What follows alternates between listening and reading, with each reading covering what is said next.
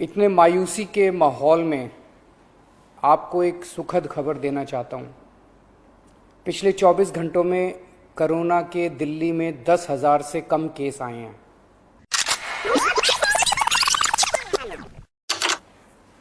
आप सबको नमस्कार।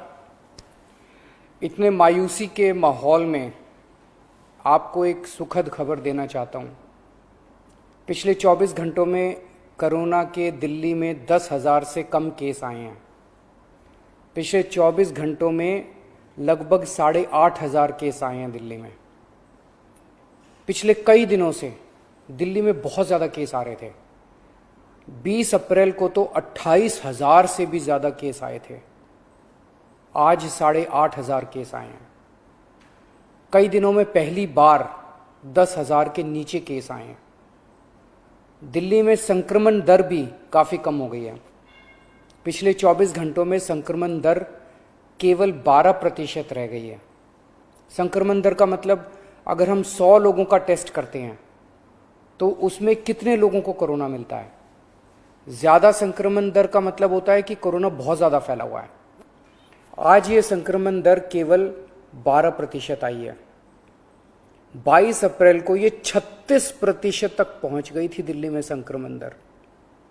इसका मतलब दिल्ली में अब काफ़ी कम लोग बीमार पड़ रहे हैं। अस्पतालों में भर्ती लोगों की संख्या भी अब काफ़ी कम हो गई है। पिछले 10 दिनों में दिल्ली के अस्पतालों में कोरोना के 3,000 से ज़्यादा मरीज कम हो गए हैं। यहाँ कि 3,000 बेड खाली हो गए हैं और अब अस्पतालों में बेड मिलने में परेशानी नहीं हो रही है। हालांकि एक बात देखने में आई है कि आईसीयू के बेड अभी भी भरे हुए हैं। इसका मतलब सीरियस मरीजों की संख्या अभी ज़्यादा कम नहीं हुई है। अभी भी दिल्ली के अस्पतालों में आईसीयू बेड लगभग सारे भरे हुए हैं। इस दिशा में भी आपकी सरकार काम कर रही है। लगभग 1200 नए आईसीयू बेड बन के तैयार हो गए हैं और आज या कल में ये चालू होने वाले हैं। इससे अपने दिल्ली वासियों को काफ़ी राहत मिलेगी। दिल्ली में जो केस कम हो रहे हैं इसमें हर दिल्ली वासी का बहुत ज़्यादा सहयोग रहा है। हमने दिल्ली में बहुत कड़ा लॉकडाउन लगाया लेकिन दिल्ली वासियों ने उसमें पूरा सहयोग किया। सबने पूरी तरह से लॉकडाउन का पालन किया। आज सब लोग बात कर रहे हैं कि दिल्ली वासियों ने इतने कम समय में कोरोना के केस कम कैसे कर लिए। ये केवल और केवल दिल्ली वासियों के अनुशासित आचरण की वजह से हुआ है। लेकिन लड़ाई अभी जीती नहीं गई है। लड़ाई अभी बाकी है। अभी भी 8,500 केस आए हैं। इनको 0 तक ले जाना है। कोरोना को पूरी तरह खत्म करना है।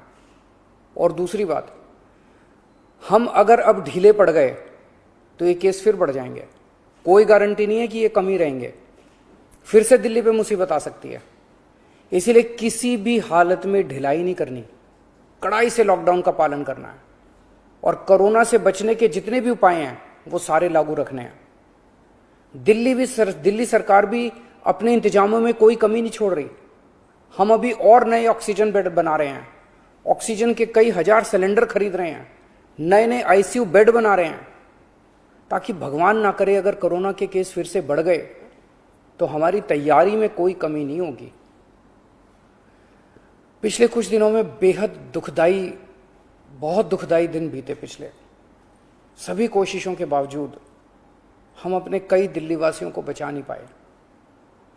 कई परिवारों में तो 1 से ज़्यादा मौत हुई है। मैं भगवान से प्रार्थना करता हूँ कि इन सभी आत्माओं को शांति प्रदान करे। मैं ऐसे कई बच्चों को जानता हूँ जिनके दोनों माता पिता चल बसे। अब उनका इस दुनिया में कोई नहीं है। मैं ऐसे सभी बच्चों को कहना चाहता हूँ कि उनके दुख को मैं समझता हूँ, पर आप चिंता मत करना बच्चों। आप अपने आप को अनाथ मत समझना। मैं हूं ना। किसी भी बच्चे की पढ़ाई बीच में छूटने नहीं देंगे। हर बच्चे की पढ़ाई जारी रहेगी। हर बच्चे की पढ़ाई और उन बच्चों की परवरिश का खर्चा सरकार उठाएगी। ऐसे कई बुजुर्ग हैं जिनके जवान बच्चे थे, वो कमाते थे तब उनका घर चलता था। अब वो कमाने वाले बच्चे नहीं रहे। ऐसे सभी बुजुर्गों को मैं कहना चाहता हूं कि आपके बच्चे चले गए, इस बात का मुझे बेहद अफसोस है, लेकिन आप चिंता मत करना, अभी आपका ये बेटा जिंदा है। ऐसे सभी परिवार जिनमें कमाने वाले व्यक्ति की मौत हो गई, उनकी मदद सरकार करेगी। ऐसे परिवारों की हम आर्थिक मदद तो कर देंगे, पर ऐसे बच्चों को, बुजुर्गों को इस वक्त प्यार की ज़रूरत है, हमदर्दी की ज़रूरत है। मेरी ऐसे परिवारों के सभी पड़ोसियों और उनके रिश्तेदारों से विनती है, इनका ख्याल रखना। ऐसे परिवारों पे बहुत बड़ी मुसीबत आई है, इन्हें अपना प्यार और अपनी हमदर्दी देना। दिल्ली के 2 करोड़ लोग, हम सब एक परिवार हैं। इस दुख की घड़ी में हमें एक दूसरे की मदद करनी है। आज ईद का त्यौहार है, ऊपर वाले से आपकी सेहत और आपकी खुशियों की प्रार्थना करता हूँ।